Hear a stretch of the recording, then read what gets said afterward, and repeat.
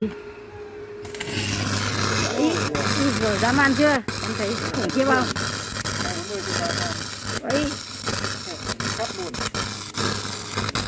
Bên Alpha ARC 300, dòng 240.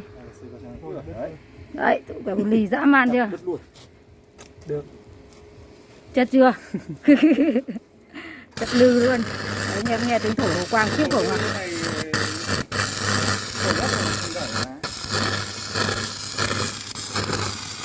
Thổi cái này mới gọi là thổi hồ quang chứ.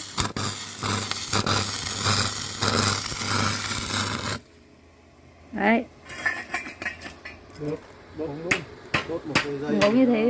Một cái que hàn nó gọi là chuyện nó quá đơn giản. Đấy, mua cái quay lại đốt rồi.